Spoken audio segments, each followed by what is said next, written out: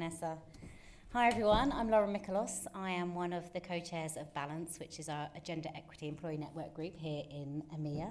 And this is a really great opportunity, as Vanessa said, to connect, and I'm keen. I joined as co-chair back in January this year, so I am keen to hear what you guys are doing in your organisations, and also happy to share what's working well for Macquarie, and I'll give you an insight on a few initiatives that we are finding are going really well amongst our members. So our overarching mission for Balance is to ensure that women at Macquarie are engaged, empowered and encouraged to succeed. And we do that through a variety of channels. We're very focused here on research-led initiatives, so sort of seeing what research is and using that to drive what we're doing for our members here at Macquarie. There's about 1,000 members, I think, for Balance in EMEA, which and a really good split between men and women, which is fantastic. And we are here for all genders and making sure that everyone is empowered here at Macquarie. So a couple of highlights from our calendar have been this year. So one thing that we've just launched is growth mindset training. So that's a 6-month program that provides training sessions to all of our members who would like to learn and get some tools on how to develop a growth mindset. And the reason that we are doing that, because we think research shows that it can have a really significant impact on culture, leading to increased trust, confidence, better morale, and increased innovation. So we've had two sessions so far with external providers, Kinetic and Laughology, and the feedback has been fantastic so far, so we're really excited. We've got 4 more of those sessions. Happy to talk to any of you about that to get some, if you want some insight. We also are in our 3rd year of our Networking Hubs initiative, and that is bringing together men and women across Macquarie, different levels, different groups, together in groups of 5 or 6, because Harvard research showed that women network better in smaller groups, so we really wanted to think about how we could help our women and bring everyone together, and we provide those groups with content to discuss, and they meet on a monthly basis. So we've got about 200 staff members participating in that this year, so it's great. And one thing that I'm keen to talk to some people about, and it's on our agenda actually, Vanessa, and it's about allyship, because that's a real focus for us here at Balance for the year ahead.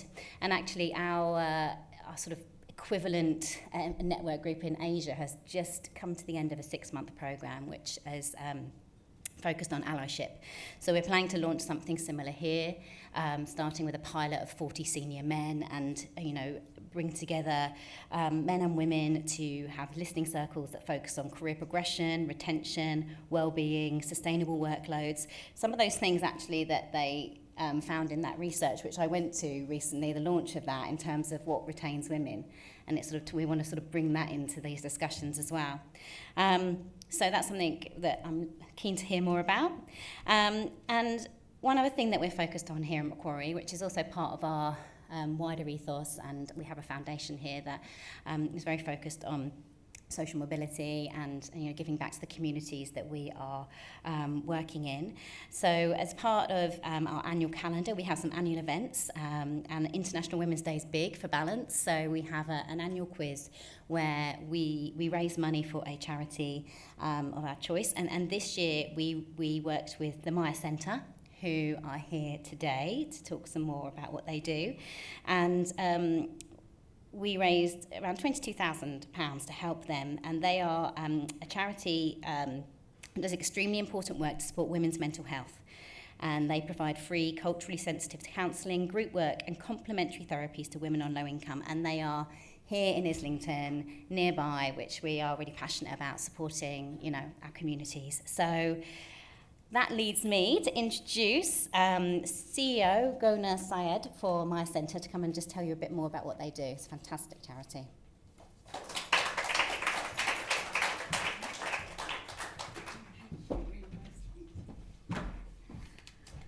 Well, hello everyone. Thank you so much for this opportunity. Thank you to the Macquarie Group for organizing the fundraiser this year. I just started my job as a CEO in August, actually.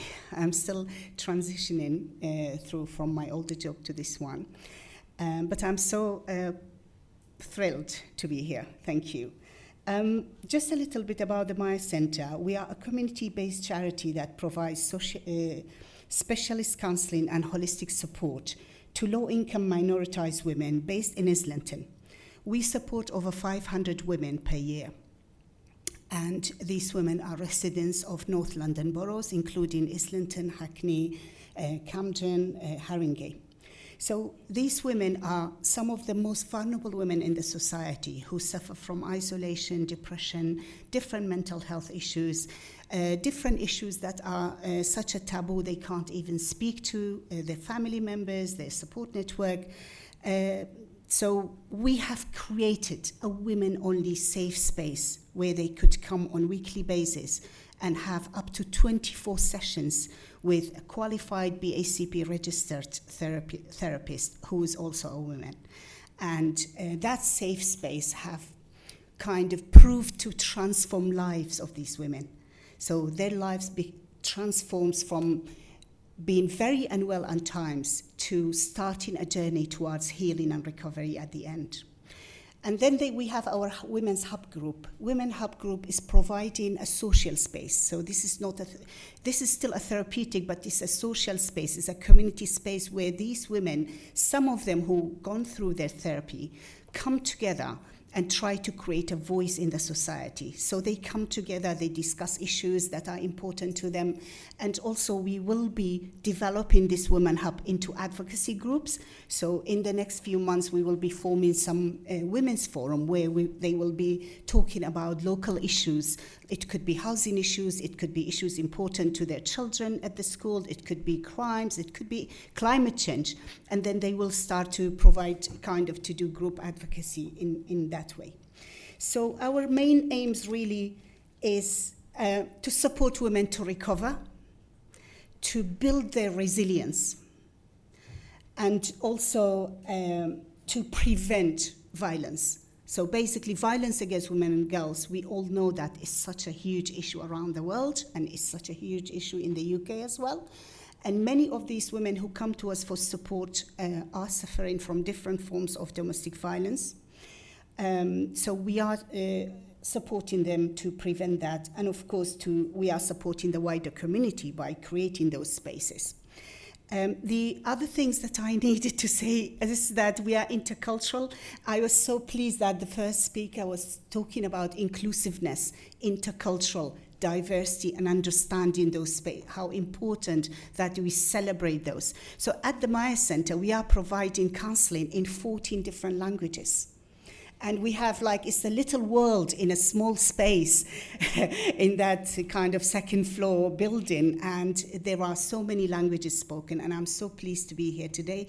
I want to just call my colleague Mary, who's here, who's a therapist and our Irish Women Project lead, just to introduce the video we want to play to you. It's only a few minutes.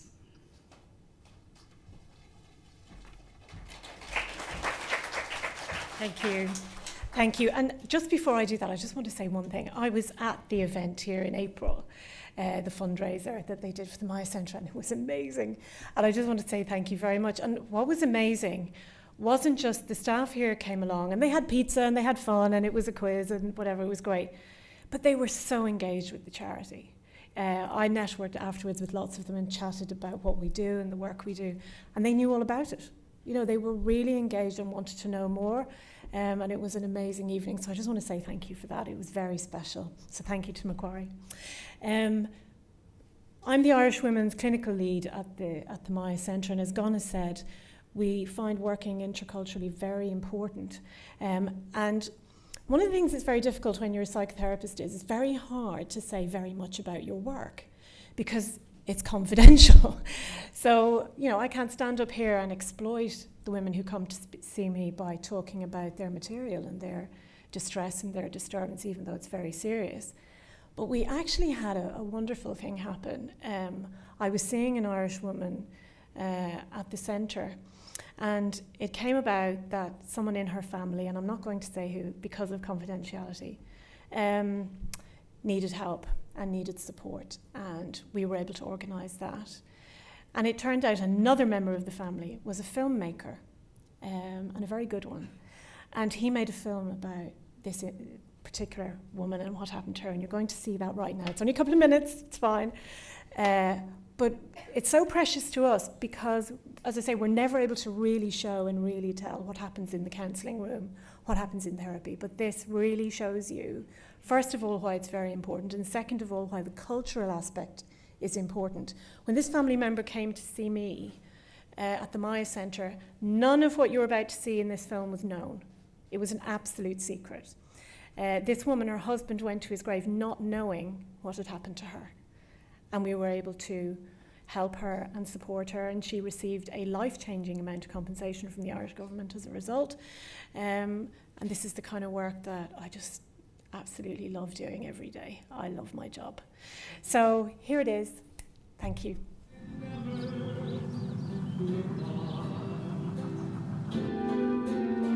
For one is my mother, God bless her, I love her. This is my nan. She was fostered at birth and never met her mum or dad. For her whole life, she's held on to a secret.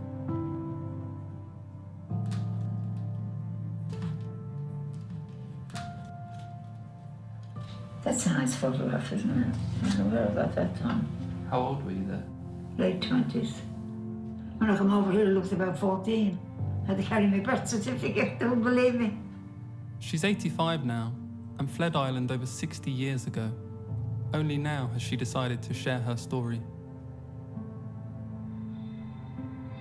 Early life when I was growing up was hard. My foster mother was horrible to me, and I felt alone. At 16, my foster mother took me to this place. I never knew what it was.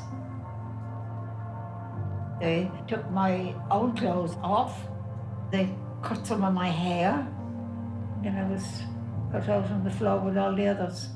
My nan was taken to a Mary Magdalene asylum, one of several government-run institutions set up to care for vulnerable women. But in reality, these women were stripped of their liberty and forced to work in appalling conditions by Catholic nuns. You worked all day, you didn't get paid, and I felt like a slave. And I wouldn't like to wish that on anyone, even my worst enemy. One nun walked up and down the room, make sure you were doing your work.